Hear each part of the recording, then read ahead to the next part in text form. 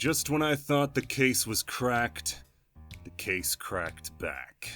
I thought I had all the pieces to the puzzle, everything I needed to finally put this case to bed. And it turns out I did. I was exactly on the money. I got every detail right down to the conviction. The only piece I was missing was peace of mind. And no amount of money could buy that, and I wasn't going to bed until I got it. I knew there was more to it, so I decided to hit the books. As the left and right hooks rained down, I realized my storm of strikes was just a drop in the bucket. I wasn't dealing with a flimsy paperback, but a hardcover. And no Audible subscription was making this book talk. I may not be book smart, but I am street smart. And I'll take whatever low road I need to get to the bottom of this. I'll search it up and down, till all that's left is right. Because I really don't think they're gonna have much use for the world's only criminal paleontologist after they wrap up this case, so I gotta keep the con going for at least a few more years.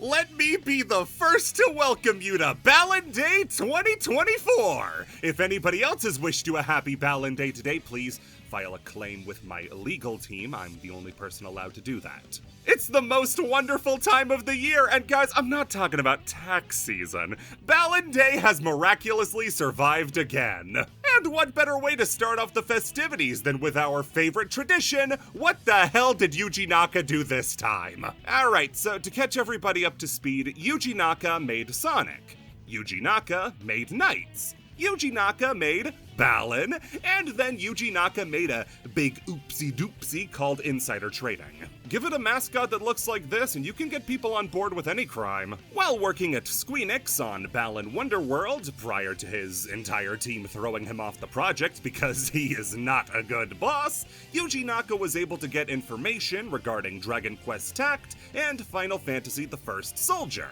a pair of mobile games being developed at Square, that he would then use to buy stock and sell it before info on the games was made public. This could have potentially landed him in jail and saddled him with a huge fine.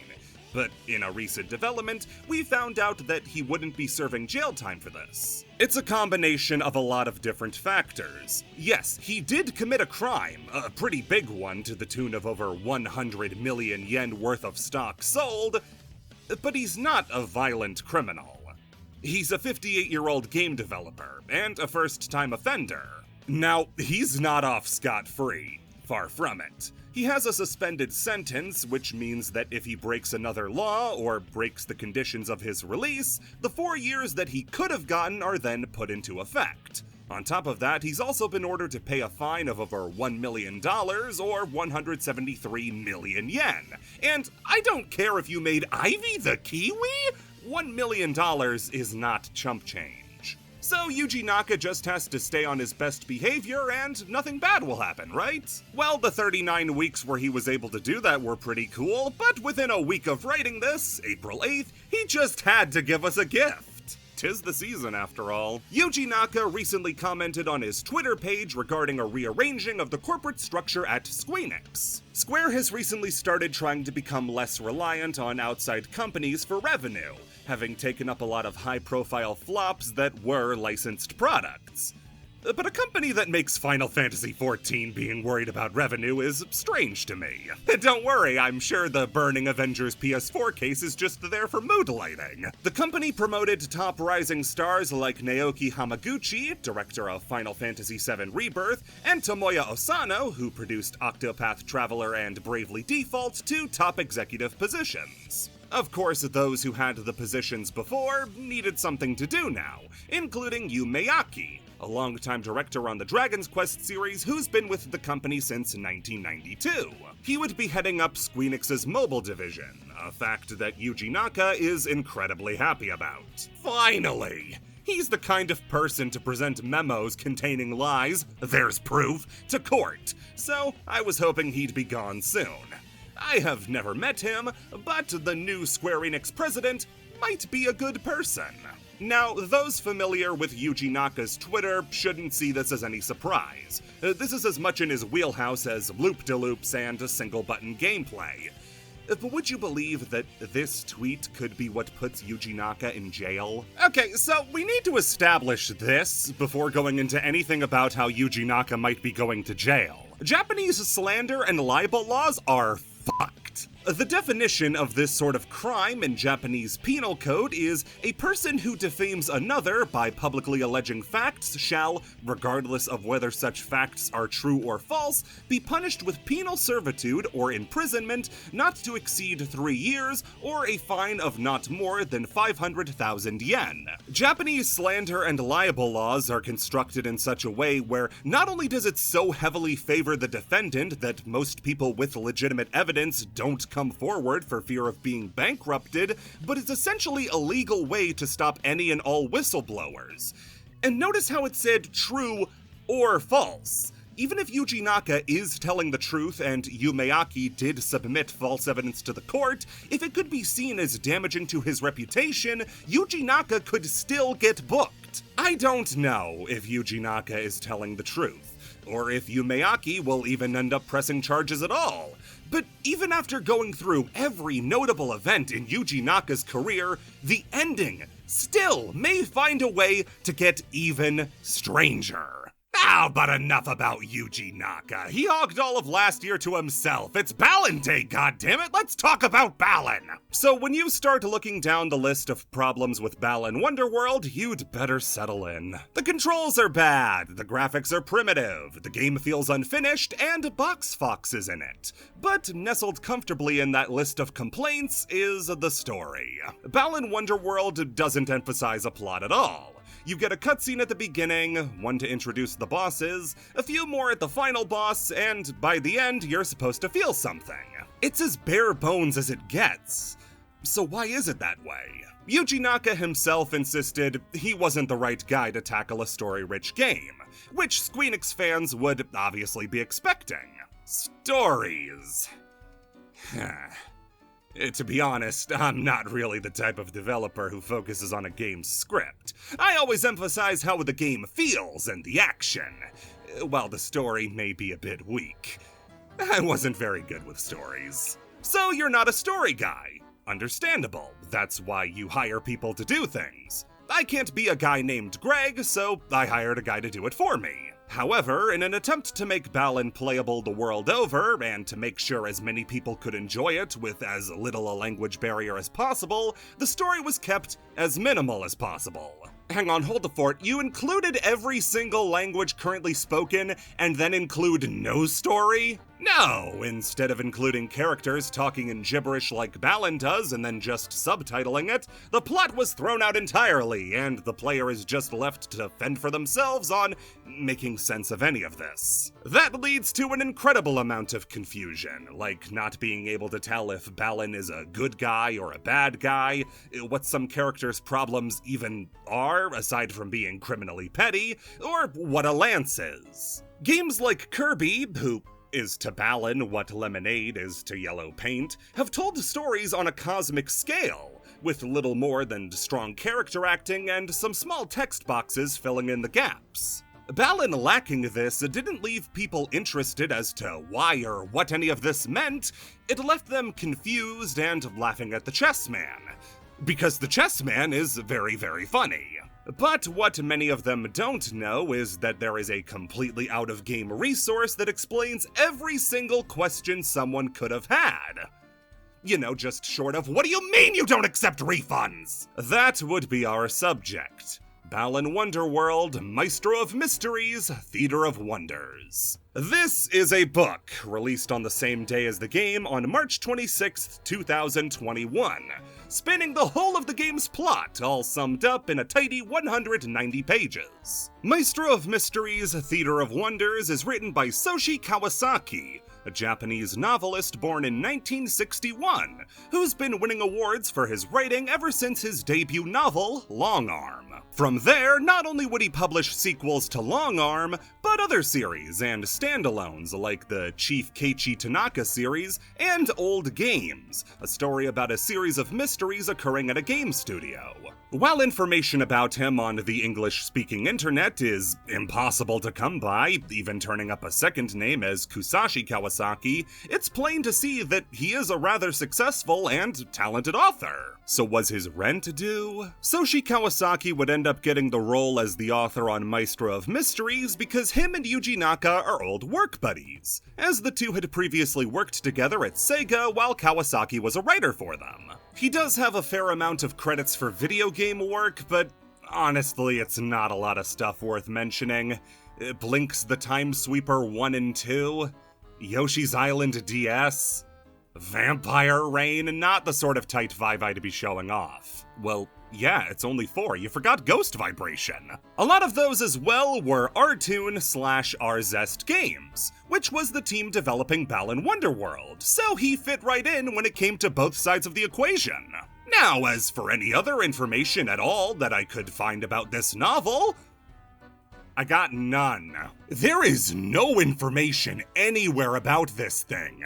From press releases, to news coverage, to interviews, never once is the idea of a book even floated as something that was on the table for this game. Because of that, I have nothing. No statement from Soshi Kawasaki, no interview with Yuji Naka talking about why there is a book in the first place, no apology from Squeenix, it's just you and the book. And if anybody could find this information, it's me. I'm Balan's strongest soldier. He tells me things he doesn't tell you. So it's time to see if this format works for anything other than obscure PS2 games. This is Maestro of Mysteries, Theater of Wonders. Now, heads up, whole thing, text-based. If you can't read, get somebody to read it to you. It'll make a lot more sense then. Maestro of Mysteries begins with our main character, Streetbeat, who is the male avatar from the game, essentially playing out the game's opening cutscene. He's a talented dancer who loves to perform on the streets, but hates the idea that other people can use up his precious dancing street for anything else. Why do you dance in a crowded park if you don't like people watching you dance? As he leaves the park, Streetbeat sees a theater opening in an alleyway that's never been there before. And by the start of the next chapter, he's back in the streets, except this time, they're empty. Buildings and sidewalks barren and empty as he's alone to dance as long as he wants without ever losing stamina. In place of any humans, there are instead these docile shadow monsters called Nagati all around the town.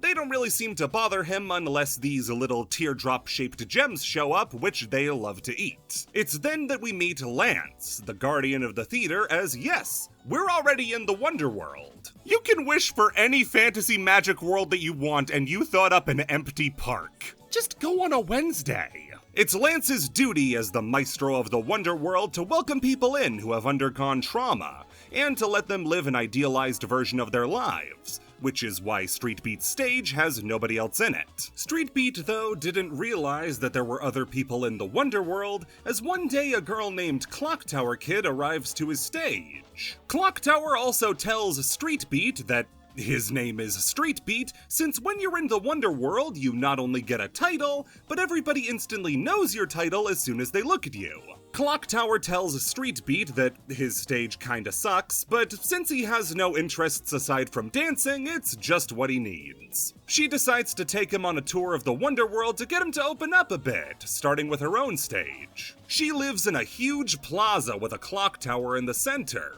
with huge stuffed animals everywhere, and Lance waiting to greet them. Lance speaks in rhymes. This will be important later. From here, we get to meet the whole gang. First off is Clocktower's friend, Pensive Poirot, a clown who lives in an amusement park. The three of them finally start to talk before realizing they've all had the same vision. An evil-looking man grinning in a large top hat, and a girl beside him named Fighter. None of them can make heads or tails of it, or why Clocktower's vision includes a monster with pointy ears, and Poirot saw a woman with silver hair. The three of them decide to work together to go find everybody else in the Wonderworld to ask them about the Top Hat and Fighter, to see if anybody knows any more than they do. They do not! They start with Scarecrow, a nice farmer surrounded by a cornfield who invites the kids in.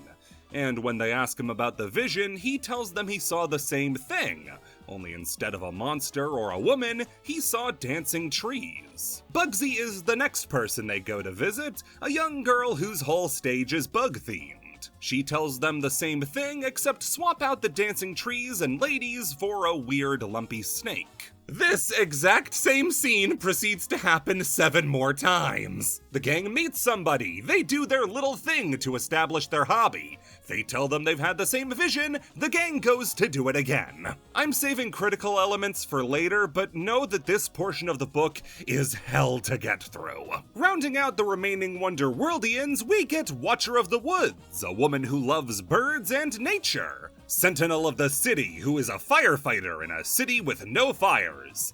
Sounds boring as hell. Skygazer, who sits around all day looking up at the sky, trying to decipher why they gave him that name. Seagazer, who's a lot like Skygazer, but down. Madame of the Mansion, a bubbly and affectionate artist who has the slightest bit of energy, which leads to Streetbeat hating her for the entire chapter. Checkered King, who lives in a chess-themed kingdom with his queen. Invisible Custodian, whose name doesn't even try to put a positive spin on his whole identity. And a Lady of the Midnight Sun, who lives in an icy cold stage with a personality to match. While the 3 go around to the different stages to conduct their investigation, they're periodically stopped by Lance, who, I must stress, doesn't look like a goth squid yet. Typically, he's an incredibly kind and doting watcher who tries to make everybody's stage as good as they can be, and while he doesn't mind the Streetbeat, Clock Tower, and Poirot gang stage hopping like they are, he routinely tries to shut their investigation down and get them to calm down, since prying too deeply might reveal things they don't want to know.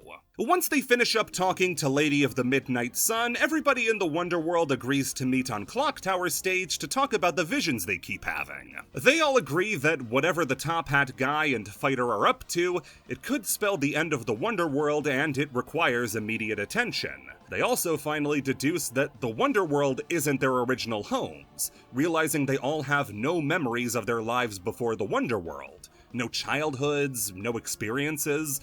Even somebody as old as Invisible Custodian has no recollection of anything. Lance finally explains, in rhyme, that the Top Hat man is named Balan, who alongside Fighter and an army of fuzzy puffballs named Tims, want to ruin the sanctity of the Wonderworld and force everybody back to their realities, so that he can control the Wonderworld and do whatever he wants. The inhabitants of the Wonderworld all band together and promise Lance they're gonna fight back and protect the world from Balan. And to do that, Lance has to make a difficult decision. He reveals that he had locked away their memories on purpose, and that if they're going to beat Balan and Fighter, he has to allow them to feel the hurt of their pasts to transform into monstrous forms. This is also when he transforms into an evil jellyfish, for those who were wondering. One by one, all the inhabitants of the Wonderworld are transformed into the bosses you end up fighting in the game, until it finally gets to Streetbeat. And when his dark past is awakened and his monster form revealed, nothing. Not just no new form, but no old memories. He has the same insignia on his forehead that all the other ones got when they transformed, but he's still just a kid. That is until Fighter, or rather Emma, reminds him. She finally appears to him as a real person instead of a vision, and helps him remember how they got there, since they arrived at the same time. After he remembers, he's met with Balan, who explains what's going on. Also in rhyme. Must be real easy to get a doctorate in Seuss. It turns out that Lance has been lying to everybody.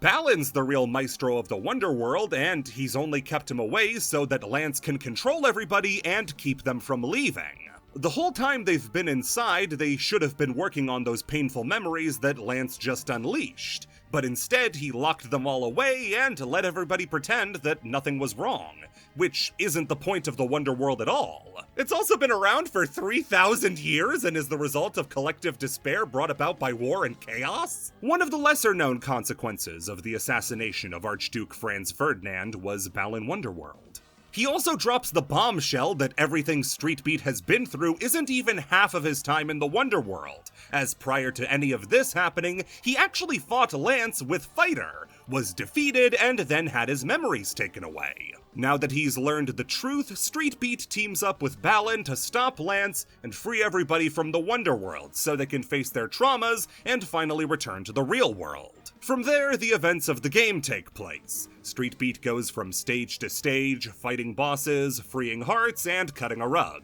It all climaxes with the fight against Lance. All seems hopeless, Street Beat's taking him on one-on-one, until all the Wonderworld citizens join forces to take him down. And Balan has to say goodbye. It's right before we leave the Wonderworld to follow the characters' lives in the epilogue that we learn that Balan originally never existed, or rather, Lance used to be Balan. The reason he made Balan, or rather a clone of himself that would fill the role that he used to fill as Balan, was because he could feel himself getting too attached to the people who entered the Wonderworld, and knew that pretty soon he wouldn't be able to handle the heartache of watching them go. He warns Balan the exact same thing's gonna happen to him before wandering off into the dark, as Balan shouts how he's never gonna become like Lance. Now that everyone is free, they all return to the exact same moment they first entered the Wonderworld, scattered all across the globe in different places at different times. Poirot and Clock Tower are the first to meet again, but from there they find Checkered King, then Madame of the Mansion, who became a famous painter and painted her experiences in the Wonderworld. From there they find Skygazer, Seagazer, Bugsy and Scarecrow, Watcher and Sentinel. Soon everybody reunites in one place, the same city that Street Beat told them he was from. That's when they realize that since Street Beat was the last person to enter the Wonderworld, they were early and Street Beat hasn't gone into the Wonderworld yet. They follow behind him as he moves in, and a few seconds later he pops right out and finally recognizes them, ending the book. So, that's a lot to take in. Even squeezing 190 pages down to just 4 already leaves us with a lot of information. I feel like the first thing, the most important thing that needs addressing, is how the game completely fails to adapt any of this. The plot about Lance stealing Balan's place as the Maestro of the Wonderworld? Never even implied. Balan's role as the Maestro? Vaguely established at the beginning with no weight or importance behind it. The other characters' backstories, the relationship between the Negaties and the Tims, the fact that every character willingly lets themselves be turned into the boss, even though in the game it looks like Lance sneaks up and transforms them without their knowledge, Lance himself being anything other than an ooky spooky bad guy who makes evil little blobs. Even with all that, there is still loads that the book doesn't go over. What's up with the train that Balan takes you on every time you get a set number of trophies? What are the trophies? What is the Tower of Tims supposed to be? What is a Balan bout? The book establishes so much world building that the game doesn't even regard. So then why make a book in the first place? For reasons I'll touch on later, I think it's pretty easy to tell how this book was made. The author played the game, then wrote a book to fit what he had played. With everything made in retrospect of the game's completion, you can't really apply what's in the book to the game because it wasn't made with the book in mind. Decisions were made that the book then had to try and justify. That's why the book gives an explanation for the giant character models that just pop in for no reason and disappear when you get closer. Yeah, even that gets explained away as illusions of the good halves of people's hearts pointing in the direction Street Beat needs to go. But is that really what's going on, or is that just a weird artistic choice that Soshi Kawasaki had to reverse engineer into something that seemed normal? So much of the stuff in the book can't even be applied to the game since they happen completely differently. In the book, Balan and Lance don't reunite until the last part of the third part of the book, but in the game, they meet every single world so he can beat the shit out of him in Balan bouts. That's not even starting on how a book like this is antithetical to the themes of Balan to begin with. Remember how I said it was supposed to be enjoyed by anybody regardless of language or nationality? That's why the controls are so simple, that's why there's no dialogue, that's why the game is the way it is? The book was only ever translated into English from Japanese. For anybody from Spain, or France, or Idaho, guess what? You can't read this in your own language! For a game with so many text options, making what's essentially an omnibus for all the information you need to feel anything about the story of the game and only make it available in 2 languages defeats the whole point of this being made for everybody. But a lot of this post-game discussion has been about problems with the book in a wider sense, how it conflicts with both the messaging of the game and the game itself. Those aren't faults with the book itself, they're faults with the environment the book was birthed into. So if you want to start talking about the book itself, it left me with two really major points that I want to touch on. The first one is that I genuinely really enjoyed these characters, a lot more than I initially thought I would. Going off of the game, these are little more than cardboard cutouts, sometimes literally puppeteered through cutscenes so that bad things can happen to them. But I don't really care. These aren't people I know or people I care about. These are just random people I'm seeing bad stuff happen to.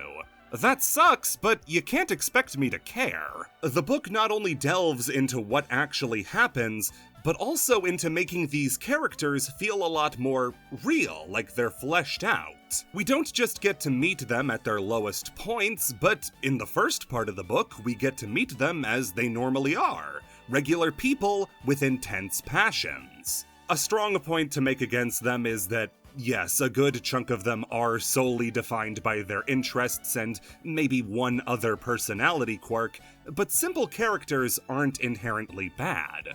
Madame of the Mansion was easily the biggest surprise for me when I first read through this, because, unlike Street Beat, I instantly liked her. She's incredibly kind to a smothering degree, but it has an infectious positivity that led me to really enjoy her sections. Part of having a cast of characters with a singular passion is that you feel how passionate they are about it. And that sort of passion comes across. You feel like somebody is telling you everything they know about their hyperfixation, and it's fun. The writing between characters as well is where the book is at its strongest. The fact that these characters even have interpersonal relationships with one another is already bounding past anything the game could accomplish. Poirot and Clock Tower, of course, are the main event in this regard, as they're essentially co-main characters for the first part of the book, but Sea Gazer and Sky Gazer, Sentinel and Watcher, it feels like these aren't so much stops on a game board where you go to see them,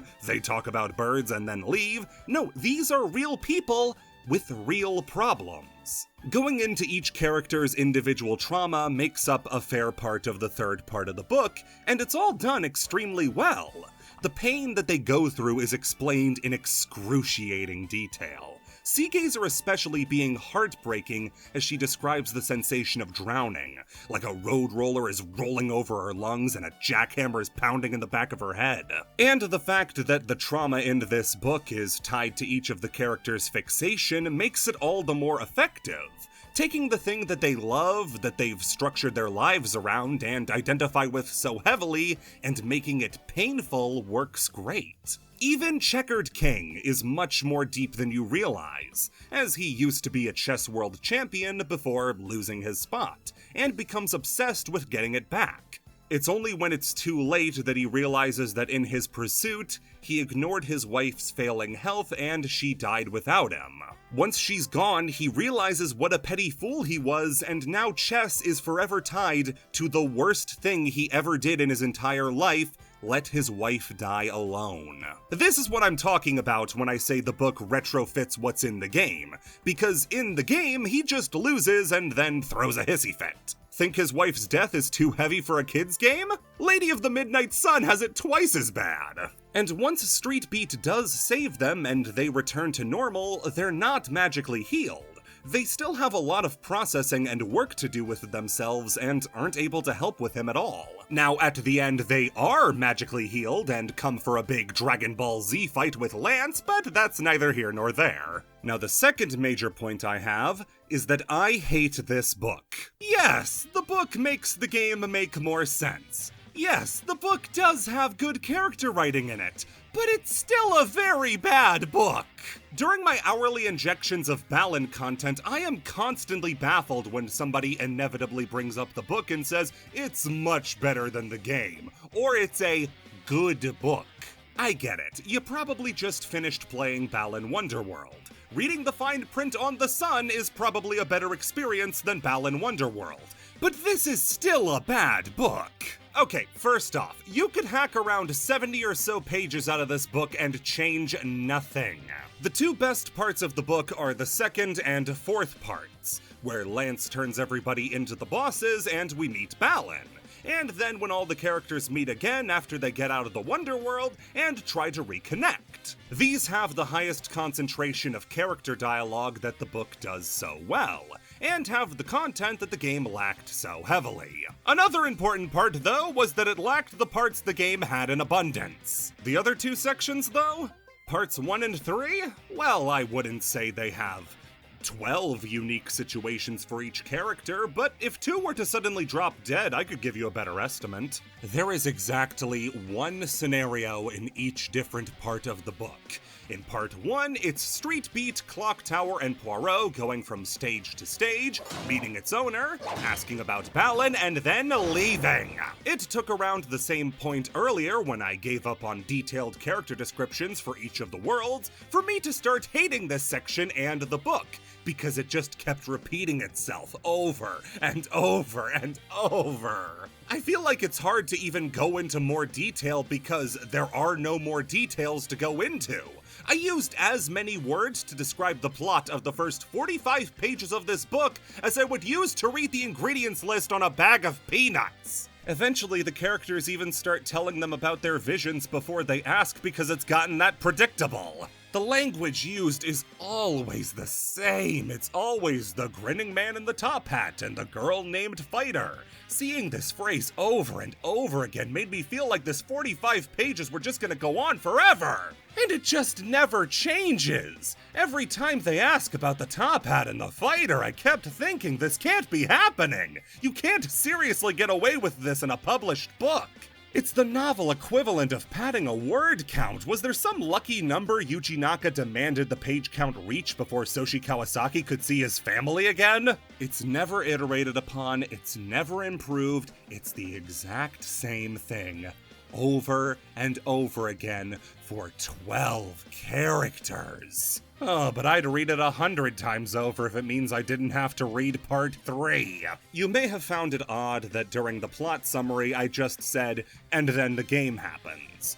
That's because large swabs of this part of the book are just a strategy guide with slightly more flowery language. I mentioned before how it feels like Soshi Kawasaki started writing this after playing the game. Well, guess what? I think parts of this were written as he was playing it! This part of the book starts with Balan explaining the collectibles you find at the ending of each stage, how you're supposed to feed the droplets you find to the Tims so they'll grow, how to get costumes, how to fight the Nagati. Lord of the Rings didn't have a goddamn tutorial in it! The character trauma reveals I like so much are in this part of the book, but to get to them you pretty much have to replay the game in a novel form.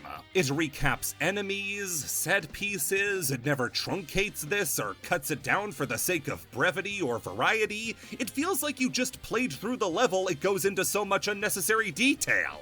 If Leo didn't tread carefully, he could have very well been crushed beneath one of the rotating stone pillars. He crept closer to get a better look at the pillars, and was surprised to see, not the lovely birds and flowers he'd feared have been caught in the gnashing gears, but crushed appliances and flattened cans, shredded magazines and crumpled plastic bottles. Well, I'm hooked for the next 70 pages. It doesn't draw you in and make you feel like you're a part of the world, it's just some set dressing for a location that isn't interesting, important, or ever gonna show up again.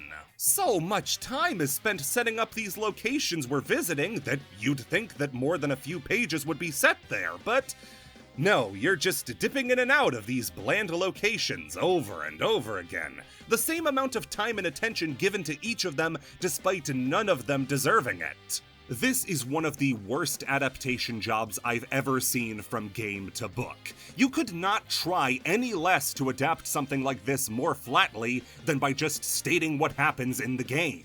And flat is the word of the day. Sometimes areas will be given a little embellishment, but since there's 12 of them till the book shows mercy, all 12 are uninteresting and bland, and they take up so much of their chapters that nothing else is really worth talking about until you get to the trauma reveal. By the time you finally finish up Lady of the Midnight Suns chapter, it crosses the line from repetitive to frustrating, as just like before, nothing changes. It's just chapter after chapter of pointless fluff. The boss fight, some actually interesting character stuff, then they tell you they won't help you. Plus, if you just beat Balan Wonderworld and then pick up the book, why would you want to reread everything you just did? And then he got the fire hydrant power-up. Aw man, I remember when I got the fire hydrant power-up. I like this book now, it really speaks to me. And it's so much of the book! 74 pages means that with an itty-bitty bit of rounding, just to make the book look worse, this is 40% of the whole thing! 40% of this book feels like a chore to read, but not even an interesting one. You know what it's gonna be, just swap out the character who talks at the end, and you've basically gotten the gist by the end of the first boss fight. For being the big action payoff to the chapter, the boss fights themselves are just as bland as the chapter that surrounds them. They can be swapped around and lose nothing. He has the same trouble with Bartholomew as he does with Horville Wright, which is just a crazy name to give your character. After that, they're followed up by the same unsatisfying bumper between chapters, the character saying they won't help and aren't moving. That only tells you that the next chapter is going to be the exact same thing as the last one. If the book tried this once, or twice even, it wouldn't be that bad, but the fact that we do this 12 times, 12 times setting up a setting, 12 times fighting a boss, 12 times being told that we're not getting any help. That's where it starts to become a problem. These chapters are completely interchangeable. Chapter 5 could be Chapter 2. Chapter 8 could be Chapter 12. There's nothing that progresses from one to the next. Street Beat is the same in Chapter 1 as he is to Chapter 12. There is nothing separating one chapter from the next. It just melds together into this big, amorphous, gray mass of boring. Getting through the first part of the book and then actually enjoying the second part was so refreshing, as the book couldn't rely on telling the same story with mostly the same characters and the exact same beats. So imagine how excited I was for part 3. I was saying there's no way we are about to do the exact same thing with the same 12 characters we just finished doing. And for such a long stretch of the book, we are trapped with some thoroughly unenjoyable characters. Yes, I do enjoy a lot of characters in this book, but Balan, Fighter, and especially Street Beat are noticeably worse than all the rest. Balan talking in rhymes is charming for about half a page, but the next time he starts talking, you realize, oh, he's not stopping. If he was in any more of the book than he's already in, I would start to get really annoyed, but thankfully he is barely in this book, just like he's barely in the game. Fighter is just a nothing character. She leaves the story for pretty much the whole of part 3 and isn't kind enough to take us with her, but at least her and Balan have one of the few funny moments in the book. Who are you? I've lost track of how many millions of times I've introduced myself to the theater guests. To speak the same words to the same people is something I thoroughly detest. His name's Balan, explained Emma, as the man heaved a dramatic sigh. Balan, who's trying really hard to be dramatic and everybody else isn't having it, is a much better character than what we got. But Street Beat? What a bizarre case of a fully formed and 3D supporting cast with the flattest main character. Street Beat is boring. His character is, I don't like talking to people. And in a book where the character's talking is the best part, you can guess there are some problems. I mentioned every character being defined by their hobbies, but Street Beat isn't defined by it, he just is it. He loves dancing. He wants to dance. He talks about things like they're dancing. He never expresses an interest in anything that isn't dancing. He hypes himself up for a difficult battle by telling the boss that he's a better dancer. And he wins all of his fights by dancing around the attacks before landing a killing blow. He goes past cold and distant and into annoying as you see all these characters pour their hearts out into what they do, and Street Beat just won't give them the time of day. When Poirot and Clock Tower are mystified and enjoying every world they've already been to, and Street Beat can't muster a smile on his first trip, he becomes a chore to follow around. He's also just not really deserving of being in the Wonderworld in the first place. Fighter is also guilty of this because what I thought her issue was in the main game, my maids talk about me behind my back and that makes me sad, is pretty spot on.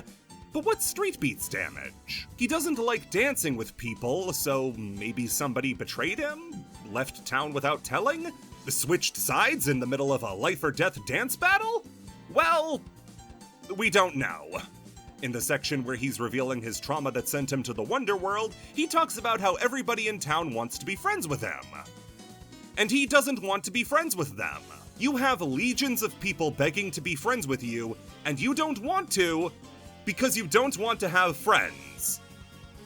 You know Checkered King's wife is dead, right? I'm not out here trying to rank who's more deserving of trauma, it looks like this, but as far as reasons to be in the Wonderworld, I don't care about having friends is a pretty lame reason next to my dreams are unobtainable and dangerous and I can't face my family after I failed to provide for them.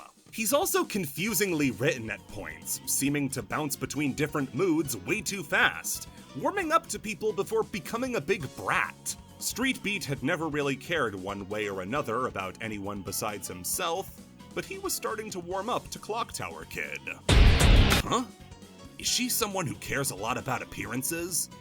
If that's true, then they might have a tough time getting along. Do you dance to keep the blood flowing to your brain? Between the repetitive structure of the part itself and the annoying character we have to follow, Part 3 is an absolutely horrible read, as you pray over and over for something to come in and shake up the formula.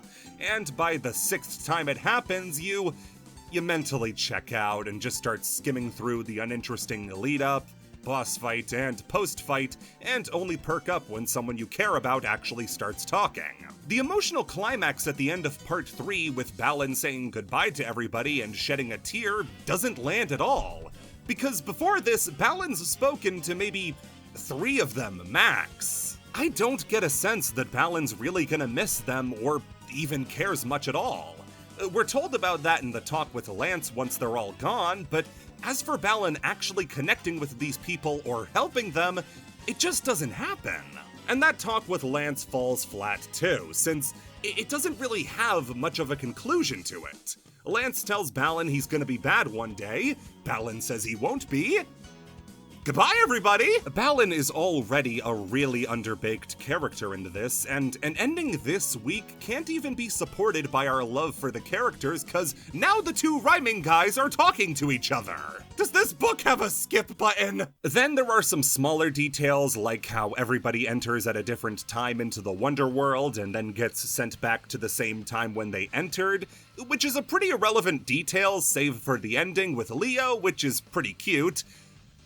And Clock Tower. Okay, so Poirot's story is that he's in love with a princess that works at his amusement park, and he can't muster up the courage to ask her out, which sends him to the Wonderworld. Wife! Dead! When he finally leaves and goes back to the park, he leaps up and confesses his feelings to his princess. But it turns out the princess is Clock Tower Kid. Emphasis on kid. So Clock Tower entered the Wonderworld 10 years before everybody else, and when she got out, she waited 10 years, came to the park that she knew Poirot would end up working at, took acting lessons and got a job as the princess, all so she could meet up with Poirot and tell him she loved him.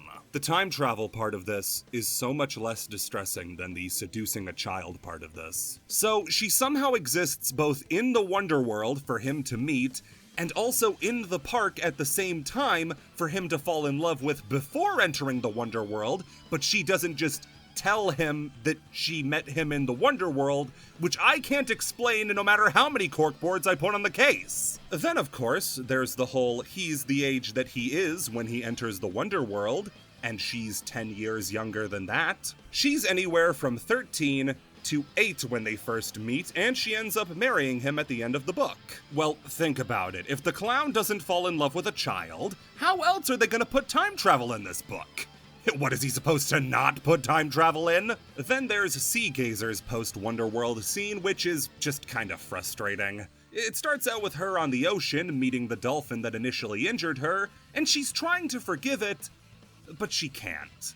She's still afraid of the ocean because trauma isn't something you just beat. It's something that stays with you for the rest of your life and you just try to learn to deal with. Her going out on the water is already a massive step forward in healing herself, so it shouldn't be pushed any further. That's as far as she needs to go right now.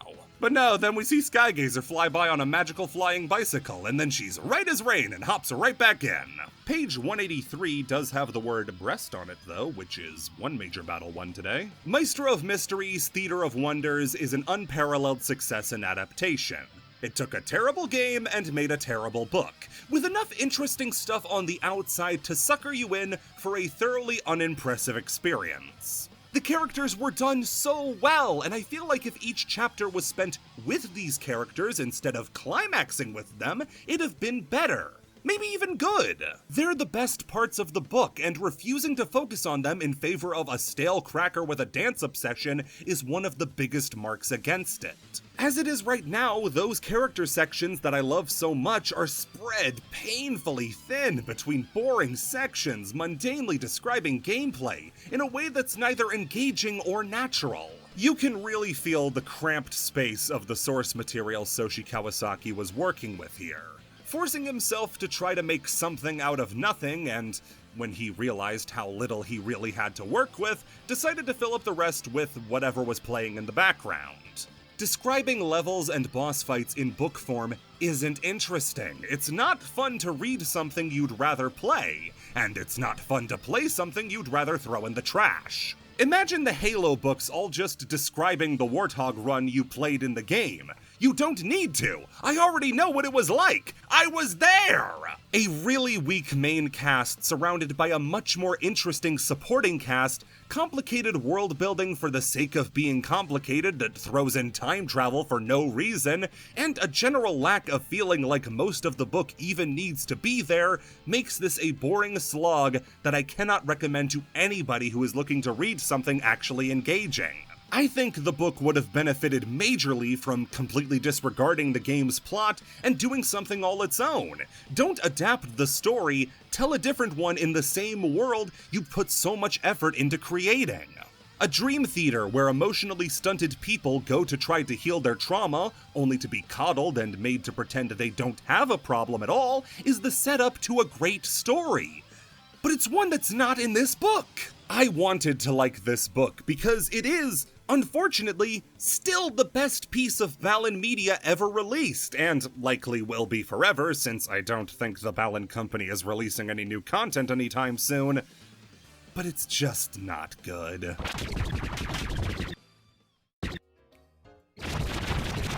Well, that's the price to pay for reading a book. They say never judge a book by its cover, but if it has Balan on it, I can only suppress my survival instinct for so long. 190 pages, and none of them brought me closer to solving the case. Whatever the hell the case is. My search isn't over yet, though. There's still so much more that needs to be done. If I want to get to the bottom of things, I'd better make the next one a bit quicker. But until then, I think I'll just drift away. Besides, I have an old friend to go check on. Well, didn't someone age poorly? You were still a corpse the last time I saw you.